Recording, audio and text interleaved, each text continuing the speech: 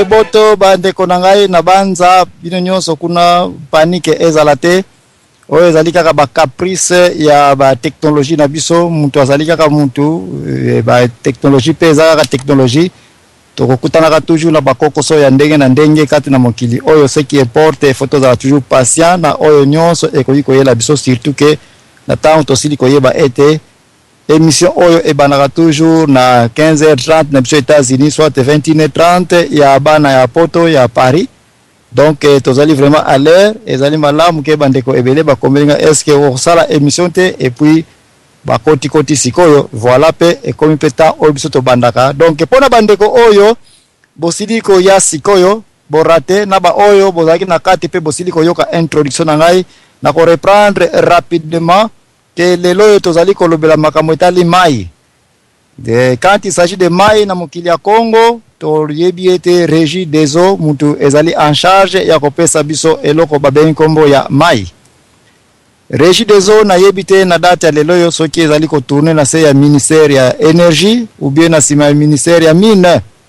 Mais to yiju ko sala ba effort ya koyeba département ni nango ezali en charge mine et énergie to lo bakaka bongo mutu ezali en charge ya ko s'occuper na makambo etali ba électricité na ba makambo etali pe mai.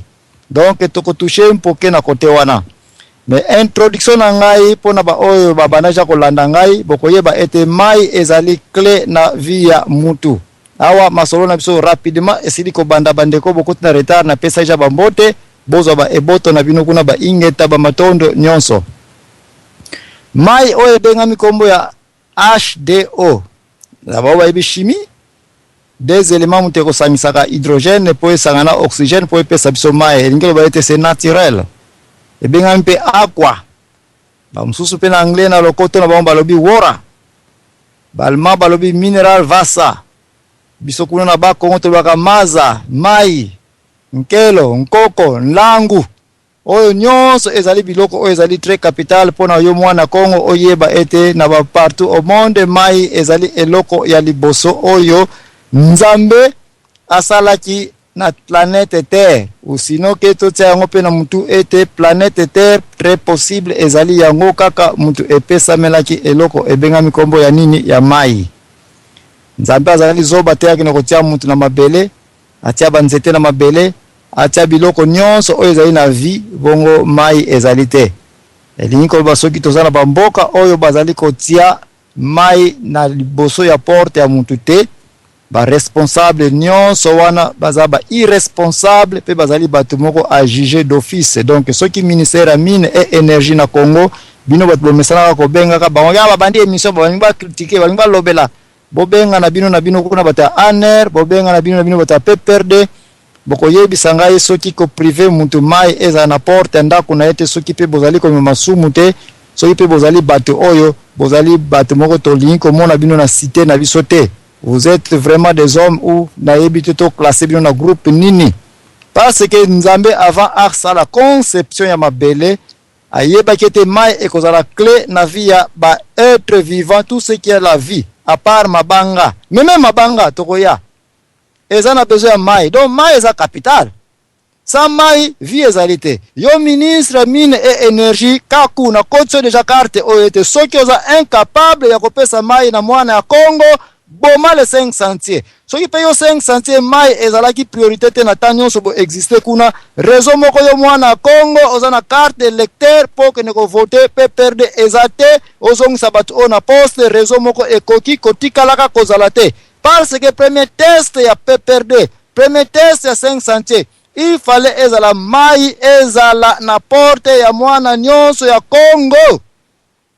Okotiko banda misala ya 5 sentiers te okotiko tante ko lobateke olingi batu bongo mai otiete parce que tata Nzambe asala mokili na ouverture ya mokanda na ya Biblia na premier chapitre na maloba na ya liboso mabele etondaki na mai e engloutisaki mabele nyonso kende kotanga na Bible komona ete Nzambe eko kabola nini mai no ba mabele mata likolo ya mai elingi bate mai mutu ezalaki d'abord priorité.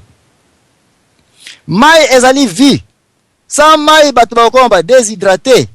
Sa mai batu bakobela ba maladie ba bengi koma dysenterie, ba typhoïde, condition hygiénique nyonso ekotourna ka tout autour ya mai. Mai ezali kisi, mai ezali purification ya vie. Sa mai eloko moko ya malonga ekoki kosalemaka na mokili oyo te. Voilà pourquoi crise eza na Congo, voilà pourquoi passe eza na Congo, parce que bato oyo baza kokosa biso tokotiela bino boye, tokosala boye na boye 5 centimes tosala ba 5 centimes ya lokuta ya kibola bola epola menaza koya.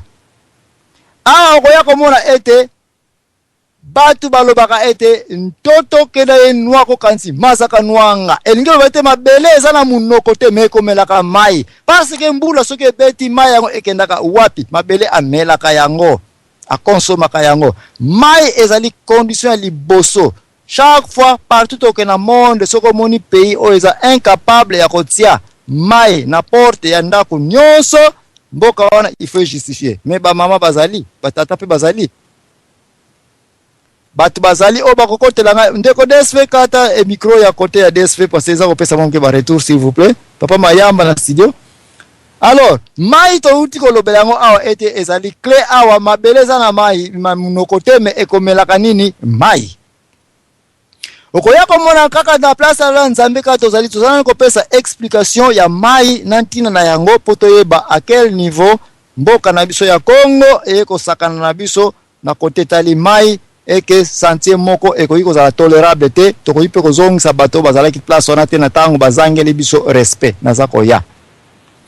Adamu na Eva batu mingi balobaka ete bazali kofana na jardin d'Eden. Menga naza koyebisa bino te ce n'est pas vrai parce que na sina sala émission eza wana na YouTube. Lelo toza kokena bino malembe. Ndikambo tali mai posoki to comprendre importance ntina na valera mai te na place nzoli ko kosa milate biso bato ya mokili oyo précisément mokili ya Congo tokozala incapable ya kopasola mpoke tango débat ekokota awa nazala ko pasola mpoke bato mingi balingaka olobi kaka oza kopesa ka micro na bato bakende. Oui, ça dépend ya émission. Il y a de ces émissions pe photos za tozana ko yoka et puis sibande to bani kokota na ba débat. Ba émission nyonso te feza la ke dès le départ feza ka débat ya wana ba challenge za ko sala eto komi émission 2 heures et comité na ba 3 heures et ba komi ko senga keneti na ba jusqu'à ça quand de heure wana ba toye banaka heure mususu chaque sujet comment eyela ka nanga munaza ko diriger comment naza ko kumbela ka yango. Nzambe ataki Adamu na Eva na Edeni qui est na village o ebega mikombo ya Edeni mena jardin te. Tangu Nzambe ataki Adamu na Eva na jardin na Edeni na village na bango ba vivre wana ye moko a déclaré ete akitaki na mwa muke na pembeni wana na mwa se ate kosala jardin na maboko na ye moko tata Nzambe kuna nde aplantaki banzete ya ndenge na ndenge et puis asali bango babilanga tout ceci bayaka wana baliaka ba fruits baliaka ba carotte babiloko ndenge na ndenge oyo ezalike pona végétation na bango. Nzambe ye moko a déclaré ko asala kyango na maboko na ye gratuitement. Mais banzete ko ikozala te jardin ko ikozala te ba mama basaka jardin bayebi valeur ya mai. Il faut mai eya kosala nini ko sopa makana jardin wana po ete bandunda banzete ba pomme ba orange ba anana ebota bie po papa Adamu na Eva basani baliaka na bango. Place oyo ko mona ete Nzambe a déclaré ete il y avait 4 petites rivières ezalaki kokita na jardin d'Eden wana na jardin wana pona koya ko sopa mai po ete bilanga oyo ye moko Nzambe asalaki arrosoir wana eya ko tia munango ba mai eya ko pesa ngo santé kitoko.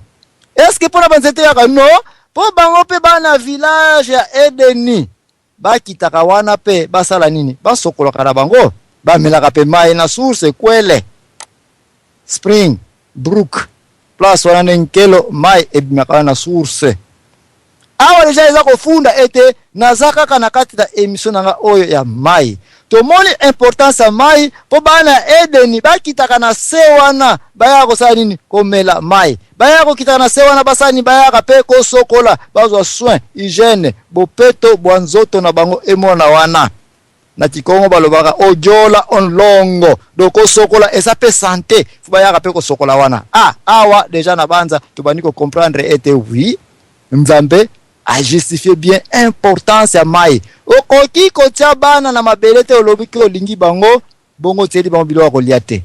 Okoki pe kotia bana na mabele te pesa biloko kolia, bongo tieli bango mai te ba melaka pe ba sokolaka. Bopeto ya muntu, bopeto ya ville, bopeto ya place, il faut eza d'abord nini mai. Ba mama ba yebi importance ya mai awa. De place oza komona ete immédiatement na kiti pour dire que batmi balobaka e bongo jour wana Eva ba kutanaka na nyoka na masolo na bango wana mpoke toko pasola kuna na discussion te. Eye Adamo azalaka wapi? Parce que apparemment bisika nyonso mama Eva zaiko kende, papa Adamo pe azalaki wana.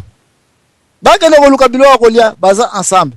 Bakende ko sokola baza ensemble. Basala baza ensemble.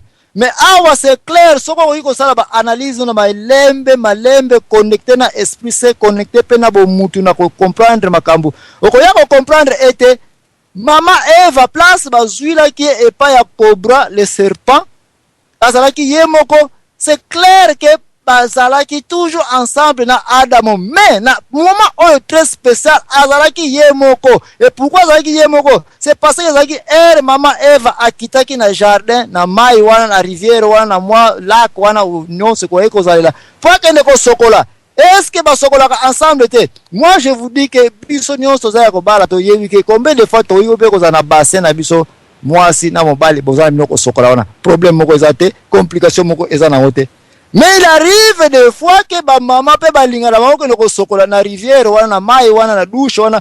Même si oza mobali alingi pe kutu komona yo na pembeni te pour des raisons ba mama kaka ba yebi yo. Il y a aussi des temps où moi c'est alingi na écoute même si oza mobali na yo kote pena biso to so yoka déjà que bima. Mais moi si nanga nakota kana douche nous tous ensemble mais alingi komona yo te. Elingi no beta c'est clair. Il y a un certain temps où bopeto mususu ya ba mama to ba condition hygiénique mususu senga kaite moi ça lingine kozala ye moko. Oui, mama Eva place wana azalaki ye moko parce que condition mai tozali kolobela mai ezali clé na ko yebisa ne makambo ebele eyana mokili kola mai kaka na bitumba koma eyana mokili pona mai kaka. Il y a un temps où moi c'est lingine kozala ye moko na bopeto na ye papa Adam na minute wana azalaka un peu moi moke absa parce que mama na bana kafutikulu mo una nenga na mai wana ifake ne ko sokola d'abord ye moko na minute wana diable a profita kinini ko sola na ye. Il y avait une certaine absence on salema ki wapi na Eden. Non, dans la Bible Eva azalaki tante na Eden te, azalaki tante wapi na rivière na mai kuna mai yango azalaki wapi na jardin ko siyela nga tembete parce que rivière yango azalaki na kati ya nini ya jardin bazalaki wana na jardin bakutana ki place ni na jardin place wana bazalelaki. Donc mai ezana ba condition ya kitoko, mai ezali place oyo ba mama na biso ba sili ko yeba bien bopeto na respect ya mai pourquoi ekozalaka. Elingelo ba ete quand il n'y a pas de l'eau, il n'y a pas la vie. Si tu na ba mama na biso mama moko te na mokili akotikalaka ko respecter biso bana ya mabele oyo soki totieli bango ba mai ba condition na bango te. Wana tozalaka na Bible, tozalaka na Eden. Eba wana bokoko na biso. Na yebi na ngai te ba mingi tokolika na Kinshasa. Mais na ba oyo tokena to visiter ba village na biso to vana pe mom kena ba village na biso. Na ko yebi sabino ete il n'y a pas un seul village na ba région nga na visita.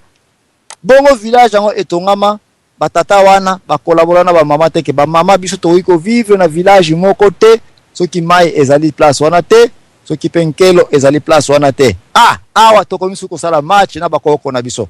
Bakoko na biso bazalaki très mayele ba mwana biso bazalaki na très respect ke tokoki kotikalaka kovandaka na village obino batata bosaleli biso te soki nini soki rivière ezali wana te. Rivière kaka na nkelo pe faut pas vérifier pe condition ya mai